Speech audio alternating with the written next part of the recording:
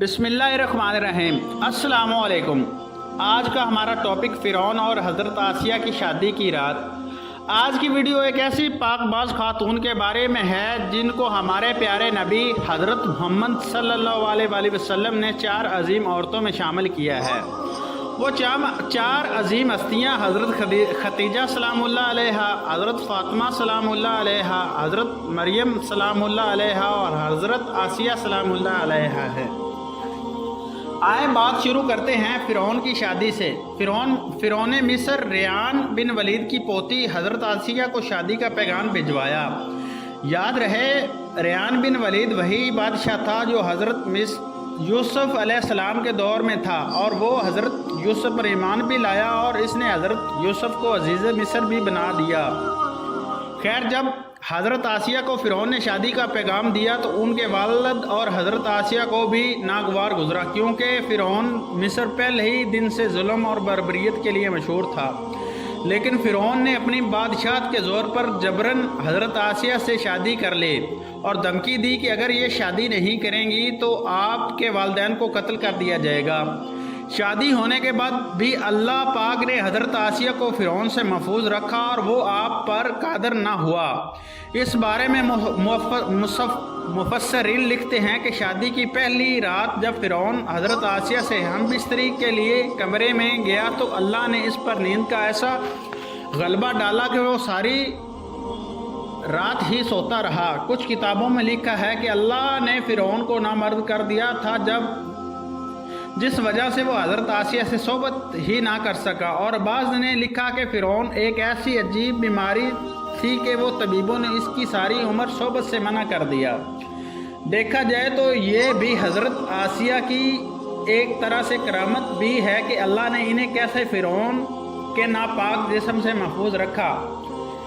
بعض روایت میں فرعون کی ایک بیٹی کا ذکر بھی ملتا ہے۔ آپ کو یہ بتاتے چلیں کہ وہ لڑکی انہوں نے کسی سے لے کر پالی تھی۔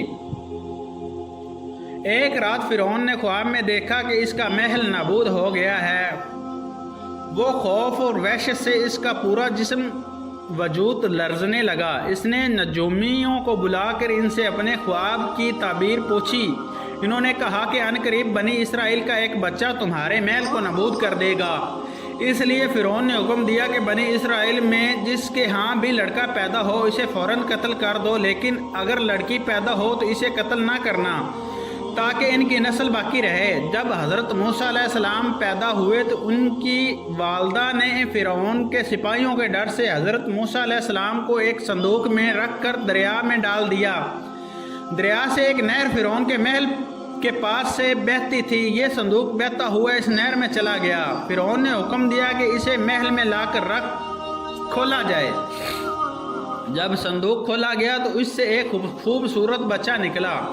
قطبی زبان میں پانی کو منہ اور درخت کو سی کہتے ہیں۔ یہ صندوق پانی اور درخت کے درمیان سے پایا گیا تھا۔ اس وجہ سے حضرت بی بی آسیہ رحمۃ اللہ علیہا نے آپ کا نام موسیٰ رکھا۔ حضرت آسیہ نے جب حضرت موسیٰ علیہ السلام کے چہرے پر نور دیکھا تو انہوں نے حضرت موسیٰ کو اپنا بیٹا بنا لیا اور فرعون سے کہنے لگی، یہ بچہ میری اور تیری آنکھوں کی ٹھنڈک ہے، اسے قتل نہ کرو۔ نامرد فرعون کہنے لگا، اسے تم رکھ لو، مجھے اس کی کوئی حاجت نہیں۔ حضرت محمد صلی اللہ علیہ وآلہ وسلم نے فرمایا، اگر آسیہ کی طرح فرعون بھی اس بات کا اقرار کرتا تاکہ یہ بچہ اس کی آنکھوں کی ٹھنڈک ہے تو ضرور اللہ پاک اسے ہدایت عطا فرما دیتا جیسے آسیہ کو عطا فرمائی۔ حضرت آسیہ سلام اللہ علیہ کو اللہ پاک نے قرآن مجید میں عورتوں کے لیے نمونہ بھی قرار دیا ہے۔ حضرت آسیہ شادی کے پہلے دن ہی فرعون کے ظالمانہ اور کافرانہ اقدامات کے خلاف پہاڑ بن کر کھڑی رہی۔ حضرت موسیٰ نے جب اعلان نبوت کیا اور محل میں جادوگروں سے مقابلہ کیا تو یہ دیکھ کر حضرت آسیہ حضرت موسیٰ پر ایمان لے آئیں۔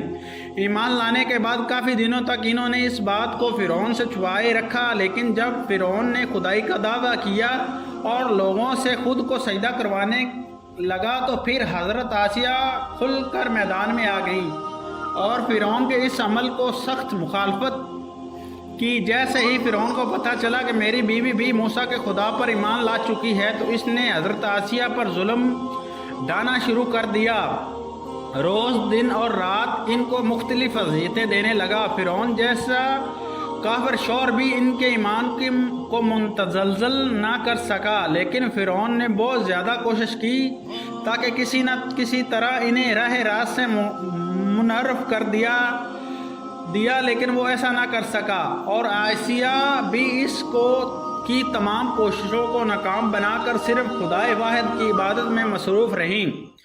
حضرت موسیٰ علیہ السلام کے چاہنے والے فرعون کے سپاہیوں کے ہاتھوں ظلم کی بھینٹ چڑھتے رہے تھے اور انہیں بے دردی کے ساتھ قتل کیا جا رہا تھا، یہاں تک کہ فرعون نے حضرت موسیٰ سلام اللہ علیہ پر ایمان لانے والے ایک شخص کو جسے قرآن کریم نے مومن آل فرعون کے نام سے یاد کیا ہے بڑی ہی بے دردی سے قتل کر دیا، جس کے بعد آسیہ کا صبر کا پیمانہ چھلک اٹھا اور کھلم کھلا فرعون کی مخالفت کرنے لگی۔ فرعون میں غیظ و غضب کی آگ بھڑک اٹھی اور اس نے اپنی زوجہ آسیہ کو بہت ہی دردناک طریقے سے اذیتیں پہنچائیں۔ اس نے ظلم کے بڑے بڑے عذاب کیے، ان کو بہت زیادہ مارا اور زد و کوب کیا اور چمیکھا کر دیا، یعنی چاروں گھٹنوں میں آپ کو گاڑ دیا۔ حضرت آسیہ رضی اللہ عنہا کے ہاتھوں اور پیروں میں لوہے کی کیلیں ٹھوک کر چاروں کونوں میں اس طرح جکڑ دیا کہ وہ ہل بھی نہیں سکتی تھیں، اور بھاری پتھر آپ کے سینے پر رکھ کر ان کو ریت پر دوم میں لٹا دیا اور پانی بند کر دیا۔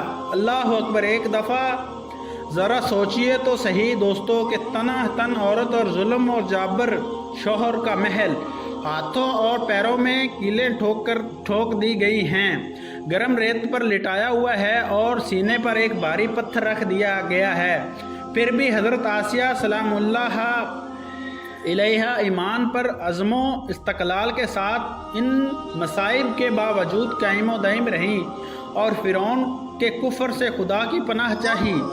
ایک روایت ہے کہ فرعون نے حضرت آسیہ کی کھال اتار دی اور پھر ان پر چٹان گرا دیا۔ اللہ اکبر! آپ کا مزار پر و انوار مصر میں ہی واقع ہے۔ تاریخ انسانی میں حضرت آسیہ کا ایمان پر قائم رہنا، ان کا صبر، عزم اور استقلال ایک بہت بڑا درس ہے۔ اس میں کوئی شک نہیں کہ عورت کے اندر اتنی طاقت موجود ہوتی ہے کہ وہ ہر طرح کے ظلم ستم کے آگے پہاڑ بن سکتی ہے۔ اللہ پاک سے دعا ہے کہ وہ ہم سب کی بے حساب مغفرت فرمائے۔